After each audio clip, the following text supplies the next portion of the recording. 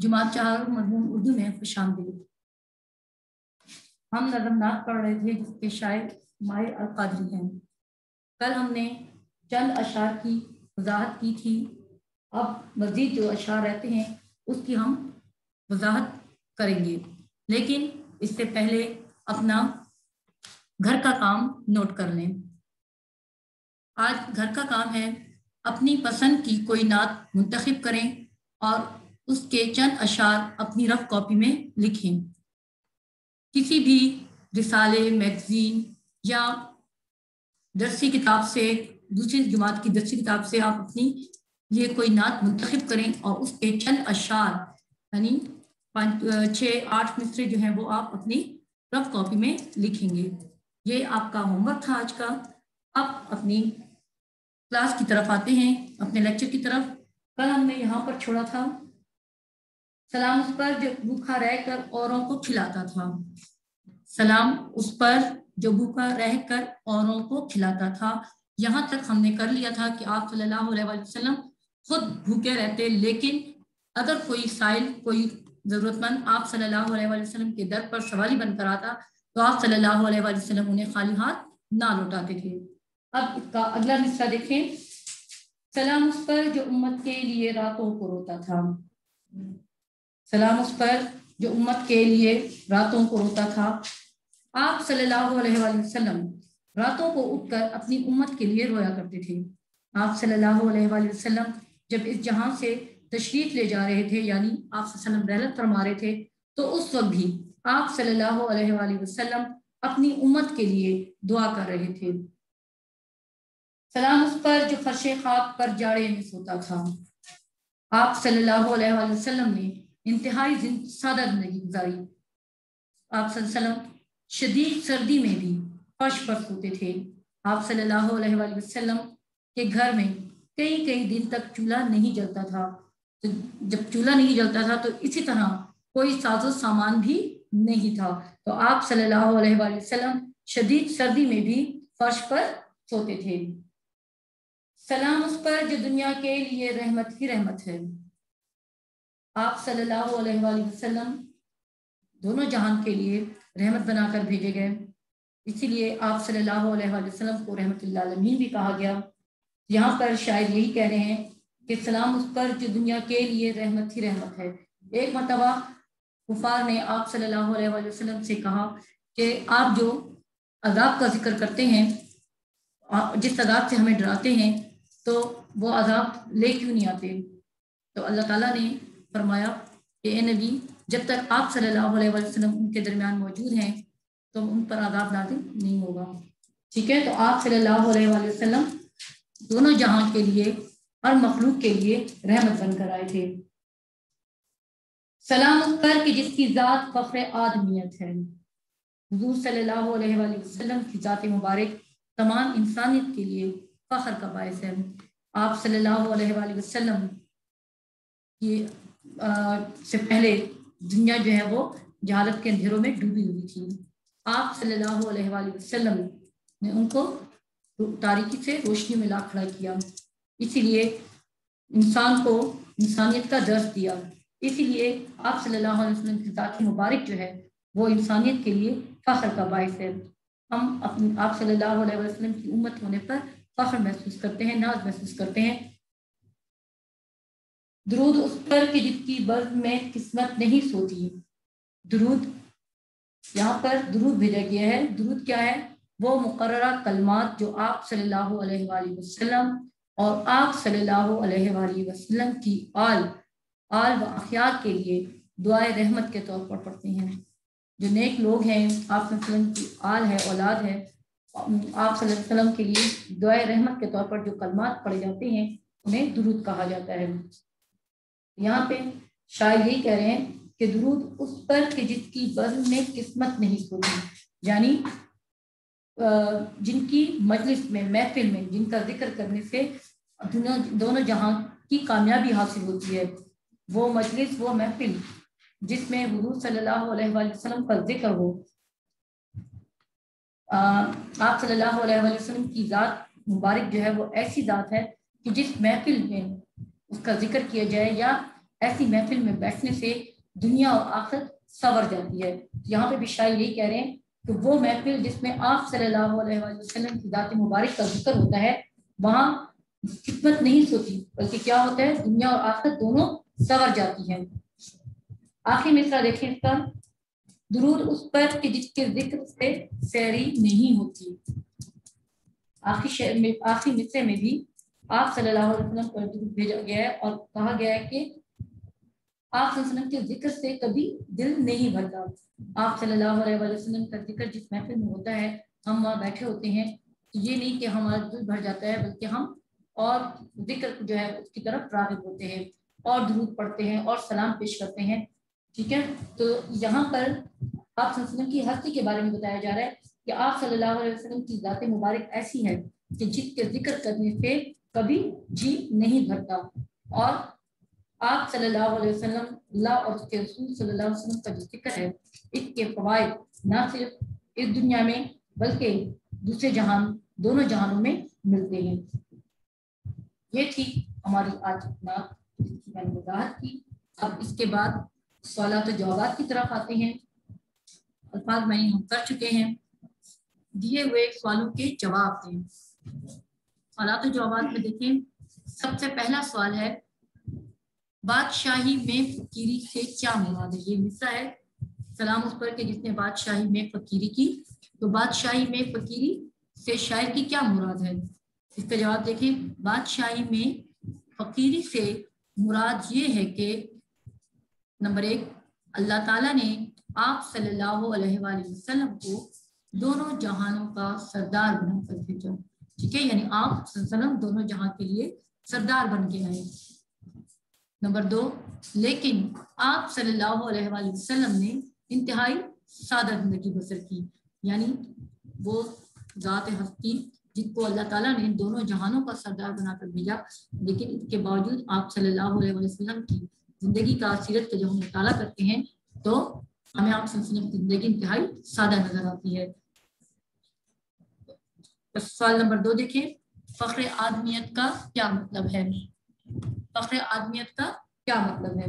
यहाँ पे जो शायर ने कहा है कि आपकी जात सलाम उस पर की जिसकी जात फख्र आदमियत है। फख्र आदमियत का क्या मतलब है? फख्र आदमियत का मतलब ये है कि आप सल्लल्लाहु अलैहि वसल्लम की जात मुबारक तमाम इंसानों के लिए फख्र का बाइस है। आप सल्लल्लाहु अलैहि वसल्लम की जात मुबारक तमाम इंसानों के लिए फख्र का बाइस है। यानी आप सल्लल्लाहु अलैहि वसल्लम जब इस दुनिया में तशरीफ लाए हैं, तो उस वक्त दुनिया जो है वो तारीकी में भटक रही थी, गुनाहों में डूबी हुई थी। आप सल्लल्लाहु अलैहि वसल्लम जो बेटियों के साथ सलूक होता था, ख़वातीन के साथ जो सलूक होता था, ठीक है, गुलामों के साथ जो बुरा सलूक किया जाता था, जानवर से होता है, आप सल्लल्लाहु अलैहि वसल्लम ने इन सबको हुकूक दिलाए और इनकी अजमत बयान की। तो यहाँ पर वो यही कह रहे शायद कि आप सल्लल्लाहु अलैहि वसल्लम की ज़ात मुबारक तमाम इंसानों के लिए फख्र का बाइस है। सवाल नंबर 3 देखें। सवाल नंबर 3 है, जो भूखा रह के औरों को खिलाता था, जो भूखा रह के औरों को खिलाता था, में किस बात की तरफ इशारा है? मैंने आपको बताया कि आप सल्लल्लाहु अलैहि वसल्लम खुद जो है भूखे रहते थे, लेकिन आप सल्लल्लाहु अलैहि वसल्लम के दर पर कोई सवाली या कोई साइल आता तो आप सल्लल्लाहु अलैहि वसल्लम उन्हें कभी खाली हाथ नहीं लौटाते थे। तो यहाँ पर इसी बात की तरफ इशारा है। का जवाब देखें, जो भूखा रह के औरों को खिलाता था, इस मिसरे में आप सल्लल्लाहु अलैहि वसल्लम की ज़ात मुबारक की तरफ इशारा है कि आप सल्लल्लाहु अलैहि वसल्लम खुद भूखे रहते लेकिन दूसरों को खिलाते थे। आप सल्लल्लाहु अलैहि वसल्लम खुद भूखे रहकर दूसरों को खिलाते थे। अगला सवाल देखें, इस नात में शामिल आप सल्लल्लाहु अलैहि वसल्लम की 4 खूबियां बताएं, 4 सफ़ात बताएं, खूबियां बताएं। ठीक है, आप लोग मैंने बताया भी था, आप सल्लल्लाहु अलैहि वसल्लम के सफ़ाती नाम भी मैंने आपको बताए थे, तो वो खूबियां ही हैं।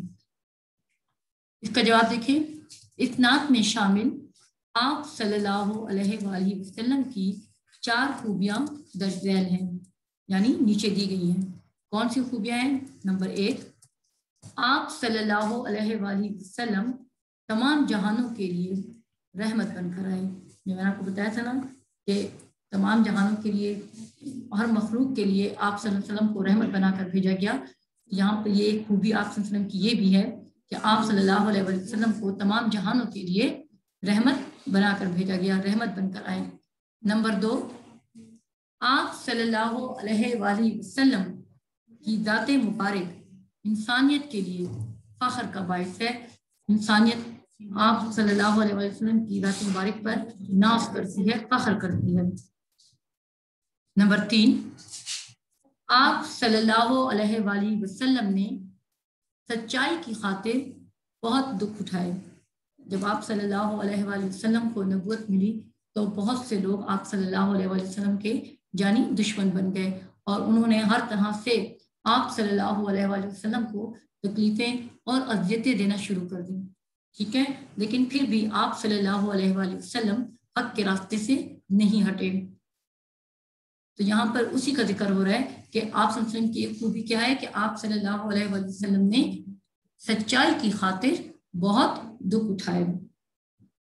اس کے بعد سوال نمبر 4 ہے، آپ صلی اللہ علیہ وآلہ وسلم بے کسوں کی مدد کرنے والے تھے۔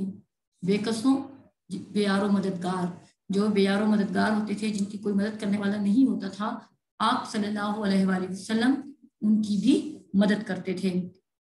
آپ صلی اللہ علیہ وسلم ان کی مدد کرتے تھے، یہ دیکھے بغیر کہ وہ مسلمان ہیں یا مسلم نہیں ہے، مسلم ہے یا غیر مسلم، ٹھیک ہے، اپنا ہے یا پرایا، آپ صلی اللہ علیہ وآلہ وسلم ہر ایک کی مدد کرتے تھے۔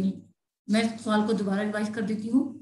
اس نعت میں شامل آپ صلی اللہ علیہ وآلہ وسلم کی 4 خوبیاں درج ذیل ہیں۔ نمبر 1، آپ صلی اللہ علیہ وآلہ وسلم تمام جہانوں کے لیے رحمت بن کر آئے۔ نمبر 2، آپ صلی اللہ علیہ وآلہ وسلم کی ذات مبارک انسانیت کے لیے فخر کا باعث ہے۔ نمبر 3، آپ صلی اللہ علیہ وآلہ وسلم نے سچائی کی خاطر بہت دکھ اٹھائے۔ نمبر 4، آپ صلی اللہ علیہ وآلہ وسلم بے کسوں کی مدد کرنے والے تھے۔ یہ تھی آپ صلی اللہ علیہ وآلہ وسلم کی 4 خوبیاں۔ آپ اس کے علاوہ بھی مزید خوبیاں لکھ سکتے ہیں، جیسے آپ صلی اللہ علیہ وآلہ وسلم صادق اور امین تھے، آپ صلی اللہ علیہ وآلہ وسلم دوسروں کی مدد کرنے والے تھے، آپ صلی اللہ علیہ وسلم رحمت بن کر آئے۔ تو اسی طرح خواتین کے لیے آپ صلی اللہ علیہ وآلہ وسلم اور غلاموں کے لیے خاص طور پر رحمت بن کر آئے۔ یہ 4، ان 4 کے علاوہ بھی آپ اپنی طرف سے بھی کوئی 4 پوائنٹ لکھ سکتے ہیں۔ اگلے سوال کی طرف آتے ہیں۔ اگلا سوال ہے، آپ حضرت محمد صلی اللہ علیہ وآلہ وسلم خاتم النبیین صلی اللہ علیہ وآلہ وسلم سے محبت کا عملی اظہار کس طرح کر سکتے ہیں؟ آپ حضرت محمد رسول اللہ خاتم النبیین صلی اللہ علیہ وآلہ وسلم سے محبت کا عملی اظہار کس طرح کر سکتے ہیں؟ اس کا جواب دیکھیں۔ اس کا جواب ہے کہ ہم حضرت محمد صلی اللہ علیہ وآلہ وسلم سے محبت کا عملی اظہار اللہ اور اس کے رسول کی جو اطاعت ہے اس پر عمل کر سکتے ہیں۔ ہم حضرت محمد رسول اللہ خاتم النبیین صلی اللہ علیہ وآلہ وسلم سے محبت کا عملی اظہار آپ صلی اللہ علیہ وآلہ وسلم کی بتائی ہوئی تعلیمات پر عمل کر کے کر سکتے ہیں۔ آپ صلی اللہ علیہ وسلم کی بتائی ہوئی تعلیمات کیا ہیں؟ ایک تو قرآن جو آپ صلی اللہ علیہ وسلم پر نازل ہوا، اس میں جو تعلیمات دی گئی ہیں، اور ایک آپ صلی اللہ علیہ وآلہ وسلم کی سنت ہے، جو آپ صلی اللہ علیہ وسلم نے باتیں بتائیں یا کر کے دکھائے جو کام، اس پر عمل کر کے ہم آپ صلی اللہ علیہ وآلہ وسلم سے اپنی محبت کا عملی اظہار کر سکتے ہیں۔ یہاں پر ہمارے سوالات و جوابات ختم ہوتے ہیں۔ اب اس کے بعد اگلا سوال دیکھیں، یہ ایک طرح کی سرگرمی ہے टाइम हो रही है आपका। बाद अल्फाज दो लफ्जों का मजमुआ होते हैं, यानी दो लफ्जों से मिलकर बनते हैं। ऐसे अल्फाज को मुरक्कब कहते हैं।